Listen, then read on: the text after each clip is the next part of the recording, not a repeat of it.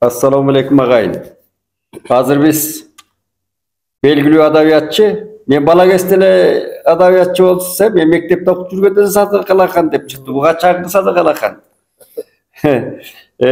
Bala Sagın atındагы Улуттук университеттин проректору, belgili adabiyatçı profesör Sadık Alakan menen mına ötkөн жылы soňunda çıkkan Temirbek Toktagasiyev özü Manas taanıçı, Manas Жаңыры деген kanaldın ээси деп ошондон орусча айтканда громко тааныштырат бул киши. Тemirbek Toktagasiевдин Манастан алган 5 китеп, аксиологиялык талдоо деген чоң китебин бул да болгондо дагы президенттик Садыр Жапаров Нуркожоевичтин фондунан чыгарылган деп абдан мактаныч менен жазып атат башына. Мамлекеттик катчы баш сөз жазып атат. Ошо жөнүндө мен өткөндө жеке каналымда абдан катуу сөз болду, сын болду. Ал боюнча мамлекеттик катчы Сүйүнбек Касманбетов кабыл алды.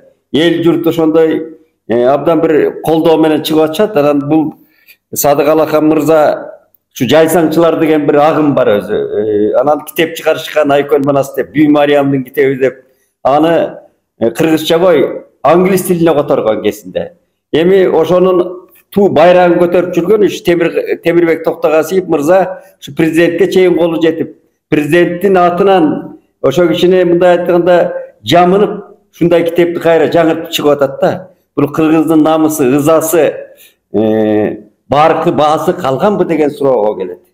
Анан эми Садык мырза бул китепти окуган чыгарсыз. Өткөндө мен сүйлөдүм чамам жетишинче жараша. Эми сиз бул мага караганда мунун аябай тетигин нарында өткөн сотторуна чейин бардыңыз. Эми сиздин оюңузча бул Темирбек Токтогасиев ким өзү? Эми өтө жакшы маселе козгоп атасыз. Эми козголгондун өзү жакшы дегеним бар, өзү жаман маселе бул. Ооба. Жеткен плас. Ооба. Мындай бир биздин элдик аркыбызды, элдик тамырыбызды кыя чапканга багытталган. Кыргыз айтпай турган маселелер. Биз убагында ошентип айтканбыз. Ошо жазганда да ошентип жазганбыз. Кыргызды экономикалык кыйынчылыктар менен ала салдырыш мүмкүн эмес экен. Кыргызды башка бир сырттан келип мындай кыйнай турган, жарга такай турган абалга жеткириш мүмкүн эмес экен. Унун рухун талкалаш керек деген маселеге коюшканда, булар максат коюш керек. Рухун талкалаш үчүн эмне кылыш керек?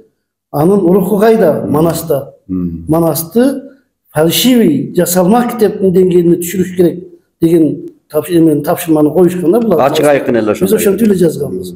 Булар Манасты фальшивый китептин, жалган китептин, мындай бир эч бир колго алгыс китептин деңгээлине түшүрүү максатын. Мындай айта берсе болот, жаза берсе болот деген максатты коюшканда, анан могу 10 томдукту чыгарышкан.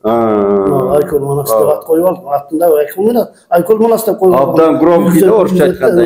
Анан мында бүтүндөй бурмалашкан. Бурмалашкан мисалын жазганбыз учурунда. Анан эми могу китеп. Азыр мен септен алып чыгып бербедим да. Ооба. Могу китепти мен муну биринчи кабарын укканда ушу биздин санаалаштар айтып калды, ушундай китеби чыгыптыр деп. Анан эми бул убагында алар эмесин баасын алган, угаар сөздөрүн угушкан, эл алдында ким экендиктери бет бардасы ачылган, сыйрылган. Аны эми Токтобек андан кийин дагы Темирбек менен бир топ жолугушуп жүрдүк. Мына сен турган жерге келип, Мамбет акын жөнүндө бир кайрылууга, кол коюуга келип отуруп, анан мындай әңгемелешип кеткенбиз. Эми оңолгон экен деп ойлогонмун да. Анан мына китебин көргөндөн кийин бир кездеги жасаган иштери эсиме түштү. Алар кандай иштер эле?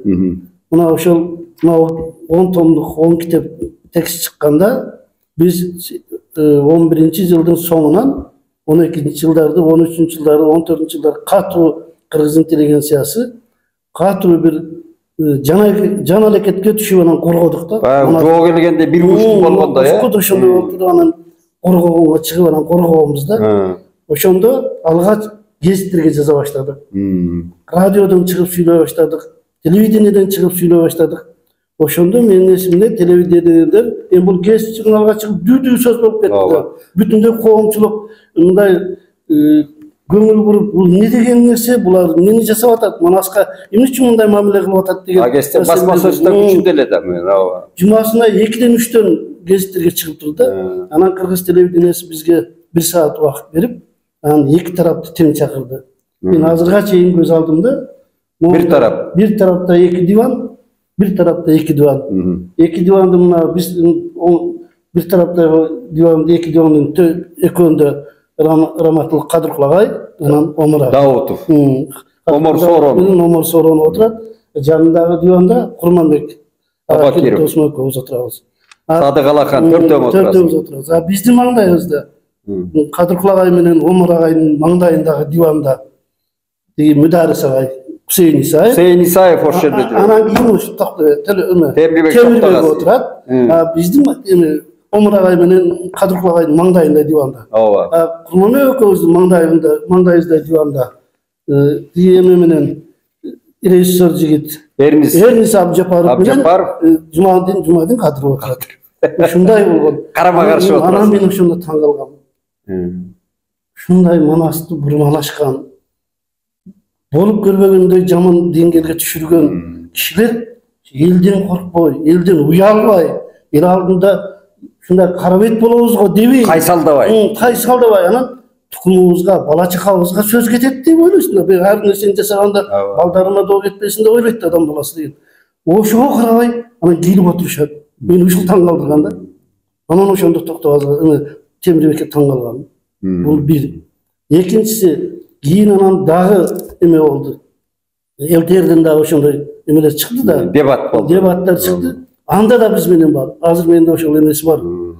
Материал Раматылык Бейшенбек Бекешев. Ал Манас дегенде бүт ошо Бекенчил болчу да кайра Бейшекей чыгарды. Анан деп кийин анан биз айлак жок анан жанагы жаштар коому, анан мекенчил аялдар коому, анан биздин кайрылуулар негизинде анан генералдык прокуратура буларды сотко берди.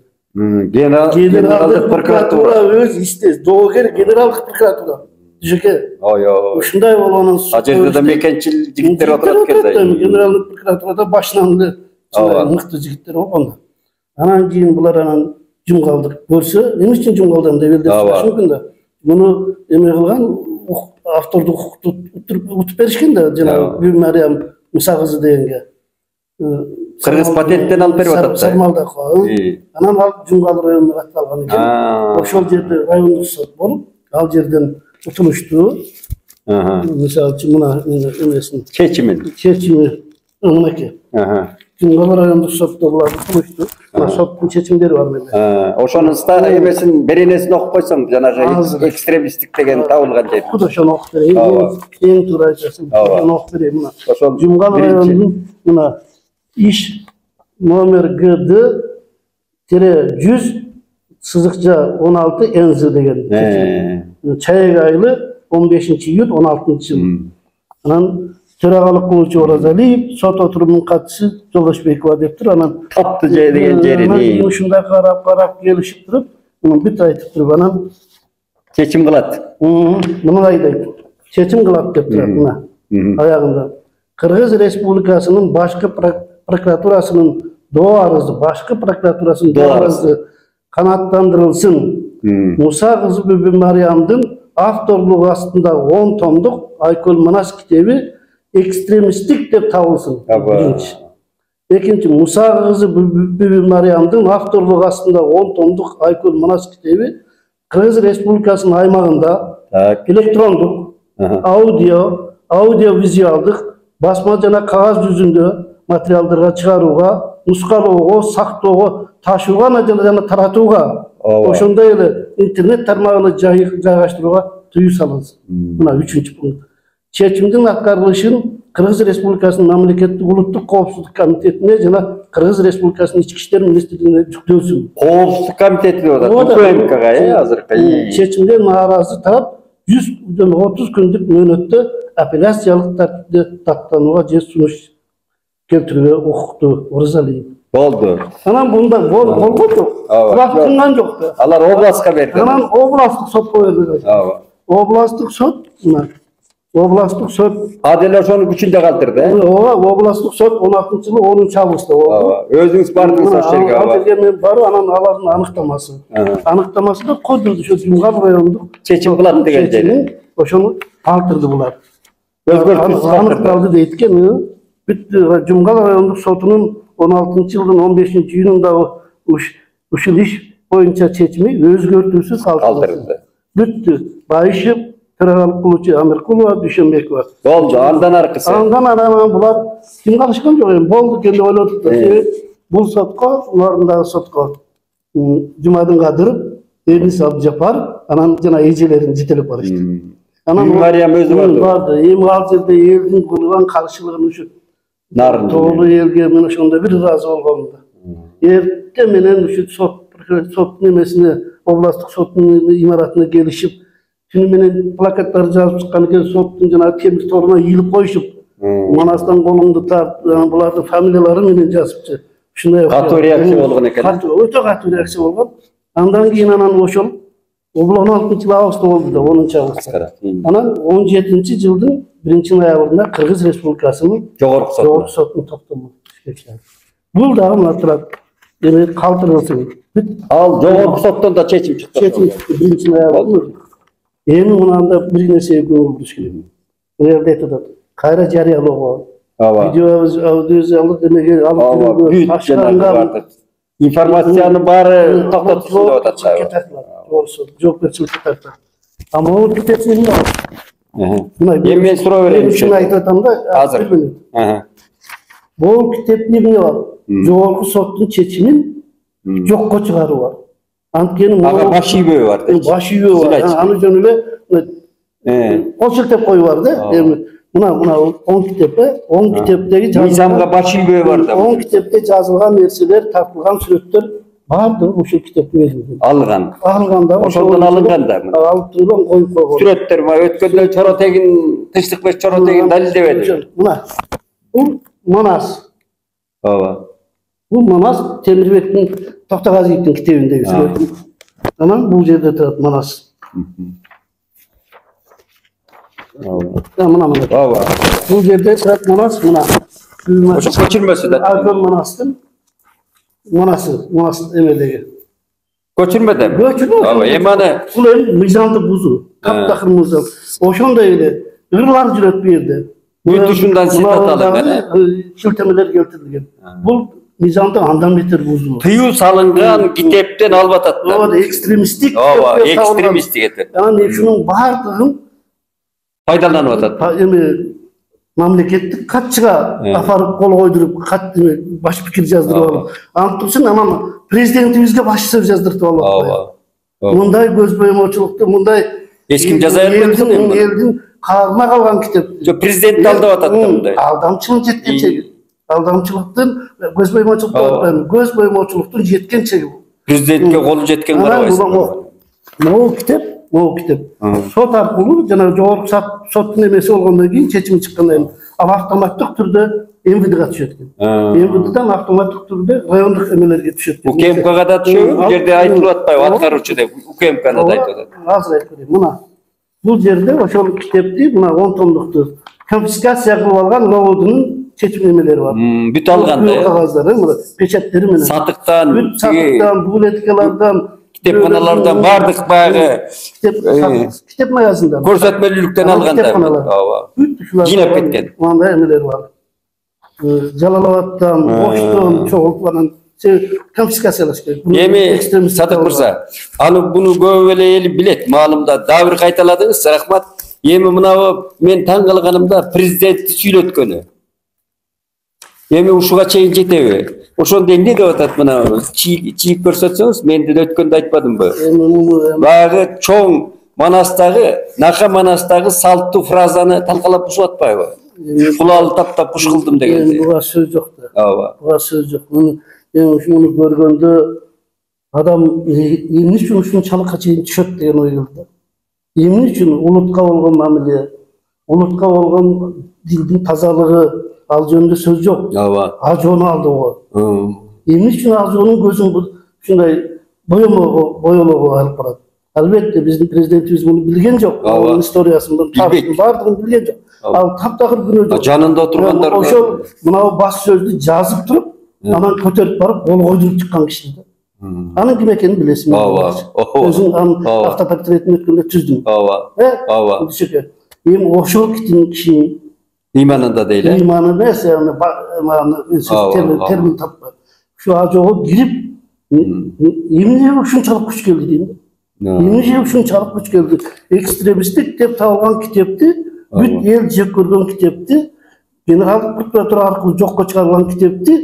Anan propagandalagan, аны даңазалаган текстке президенттин аралаштырып. Эми кылыч такап атабы, же таңга акчасын уштап атабы. Анан бул президент ушинтип алды эме кылышты, көзбай болду. Анан кийин Сүйүнбек мырзага. Эми Сүйүнбек мырзаны баарыбыз жакшы баалайбыз.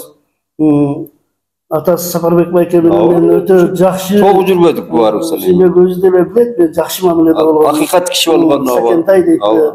Анан жаңы менен жайсаңчылар менен согуш жүргөндө такай жолукканда мындай. Ал сиз тарапта жүрдү ошо. Туруп калдык. Силер тарапта. Анан өтө колдоп жүрдү. Мындай эмне дейт эле? Бирок жумшак бир сөз бар эле. Мындай бизге окшогон катуу айтпайт. Ооба, өзү маданияттуу киши мындай жосунсуз жорукка сөзмө сөз айтат. Мындай Сакентай, мындай жосунсуз жорукка барган болбойт да деп ушинтип. Ушундай бир сонун айтат. Маданияттуу айтчу. Өтө маданияттуу. Анан ушул кишиге, ошондой кишинин баласына бас сөз жаздырып алабыз. Мындан өткөн эми Кызыл кулактык жок го дейм, көзбөй мачылык болбойт. Муну көрүп алганда анан ойлойм эмне күч келди? Эмне күч келди? Биз арабанын алдына чуркагандай болбойлу. Садык мырза профессор, Жолдош профессор дейли. Курдаш болсок да айталычы, бирок эмне кылуу керек деген маселеге келечи. Мына китепти эмне кылуу керек эми? Мунун тагдырындай кылыш керек. Мындай кылып туруп эле конфискация кылып алып эле бүт элге жеткизбеш керек. Себеби мунун ичинде мындай тексттерден башка 90% тарыхый бурмалоолор. Тарыхый бурмалоолор жөнүндө тынчтык. Мисал келтирсеңиз ошо. Сүрөтөгүн жазып чыкпады. Чоң кылып жана сүрөттү кандай будамайлап, жөнүндай эл терес калган дейби жана. Туура эмес сүрөттү биздин тарыхка байланыштырып. Эл терес калган кутулук Манастын өзү деп атпайбы? Мына белгилеп койдук. Сүрөттү да мына сүрөт. Эми сиз билесиз го, маданиятчы тарыхчы катары эл терес элге да бир айтып коюңуз, эл терес калган ким болгон?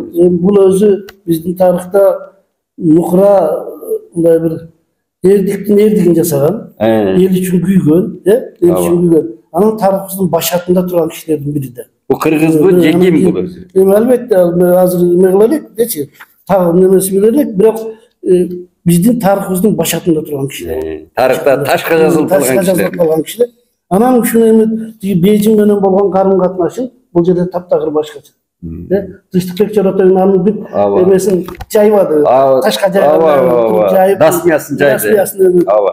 Эми Садык мен тарыхчылар эмес. Биз айтканда анан эме болуп калат да. Бир суроода мына тарыхчы болуп кетти. Мындай деп. Шекериңиз соосуңуздар. Мына эл терес калган, мен билгенде Култегин. Мына ушулар ташка жазылып калды. Булар түрк, кыргыз деп эле бир жактуу айтууга болбойт. Жалпы түрк, тектеш түрк элдеринин бийлери, байлары, бектери дейличи эми ошол. Бирок ошол кезде Барысбек Каганга замандаш болуп атпайбы? Анан Барысбек Каган кыргыз болгон да бул. Тарыхта кыргыздын Енисей жамаатын башкарган киши. Чоң жазууда турбайбы? Култегиндин чоң ташка жазуусунда. Кичи жазуу, чоң жазууда турбайбы? Көкмөндү ачып барып, алдыга кыргызды салып барып, кыштын күнү найза бойлобоз, карды кечип барып, түнү бастык деп айтылды. Демек, биздин өзүбүздүн боорубузга көрө албастык менен кол салган кишилерди кайра Манас деп атат го, менимче ушундай да. Мына эми Кыяс Молдокасымов бар. Мыналар чыкпады. Ооба. Эми жазды алар дагы. Тарыхчылар чыйпылдап жазды го, баягы жөжөдө кыргызды ушундай чыйпылдаган акыбалга алып келе береби булар. Мына сүрөттөрдү эми булар сен уксаң керек, укпасаң керек, могундагы сүрөттөрдү китеп болуп чыга элек кезинде алар көрүп, анан будун чаң түшкөндө айтып берип атпайбы Кыяс. Бир түндө оңдошуптур дейт. Астындагы тексттерин. Ал эми астындагы тексттерди алып төбө чачтык тургузган тексттер болчу. Оңдолгондон кийин мына килейленип эмени айрым жанагы ошол эле башка элдердин эмеге келген, Кытайдын императорлоруна келген эмени, алардын кабыл алууларын бүт кыргыздыкы деп. Мен аны Кытайга барганда да уккам. Муну эми Кытайга барганда Садыке, сиз билбейсиз го деп атпайбы? Билмек турсу мен 17-жылы Талас Манас Ордого барып, Темирбек Токтогазиевдин бурчу бар экен ошого. Ал маданият министрине карайт. Өзү Таластагы музей. Маданият министри тескейт, каржылайт. Ошого карабай бул жеке барып, ошо Таластык иретинде. Анан өзүнүн бурчуна ашып, жанагы эшек мингендей болгон бир карикатуралар, илгили Абдусалам деген бир карикатурист акебиз бар эле, Абдрахманов деген мыкты. Ошондон айырмасы жок карикатуралар дилген да, далилсиз. Кыргыздын тарыхы деп. Чет Бейжиңге барган, анан император кабыл алган деген придумкалар ошчу айткан. Ошону мен 2 газетке жазып, анан кийин алдырып салган аны. Музейде алдырган да. Мына ушунчалык кара өзгөй, бул Манасты мен таң калам мен дагы сиздей. Булар ушул сарызине чөп салып эле артынан түшүп алды да муну. Эми менин ыза болгонум, намысыма тийгени кыргыз катары. Ушу президентке чейин колу жетип атканы бүгүнкү күндө. Мунун баардыгы неден болду? Урматтуу президентибизди тегеректеп алган чөйрөнүн айрым бир үчөлөрүндөгү карасына тайлык. Бул бир подстава да орусча айтканда. Экинчиден алардын мындай бир илиминин төмөндүгү. Жанагы бир күнү өзүңүз эме кылдыңыз, дилетанттар. Дилетанттар эме кылып, муну бир кезде тиги Амасал Апышев дагы чоң кылып жазган 19-жылы. Дилетанттар жөнүндө. Дилетанттардын бийликке келгени кандай мүшкүлдү пайда кылат? Ал эми илим менен билимге келген. Кандай зыяны? Зыяны да. Бул эч менен экономикалык жанагындай буттосулар алар мындай оңолуп кетсек болот. Дилетанттардын кылган карагандай жосунсуз жоруктарынан, кара санатайлыгынан, алардын мүмкүнчүлүктөрүн төмөн, өздөрү алардын жаралганынан мүмкүнчүлүктөр төмөн болот да. Мүмкүнчүлүк. Ошолордун жасаган иштеринин кыянатчылыгы бул таптакыр. Экономикалык жана башка жанагы өнөр жай буга диверсия жасай албайт. Аны менен кыргыздын бутуна дөң эме тушоо кыла албайт. Мына урухуна диверсия жасайт экен да. Урух тамырына. Ошону 11-жылдан бери ушу менен уруктун тазалыгы үчүн күрөштүк да биз. Себеби булардын негизги максаты ошондо болду да. Биз 90-жылдары кандай кыйынчылыкка түшкөн. Бирок чөгөлөп мындай ийилип баратсак дагы чөгөлөгөн жокпуз. Кайра тикеленип бириги баш кошкон. Кийин мен кошулуп калдым, мына кийин угуп. Ошону күрөшкөн окумуштуу педагогдорду интеллигенциянын алдыңкы сабын айтып койчу, койсоңуз кайта. Биринчи кезекте бул Омар Сооронбич. Биздин аксакалыбыз ушул киши биринчи мындай бир коңгуроо какты да. Андан Курманбек, Абакиров, Эсенбай Нурушев, Тынчтыкбек Чоротегин, анан бардыгы эме болду. 12-жылы биз чоң конференция. Аскар Медетов жүрдү. Айым эжекелер жүрдү, Орозовалар жүрүштү, бүт баары. Ал турсун биздин адабияттанын патриархы эжебиз Раиса Кадырбаева өзү интервью берип жүрдү. Садыкем бул бөлүктү бүгүн кош деп туралы, анан экинчи бөлүгүндө улантабыз анда.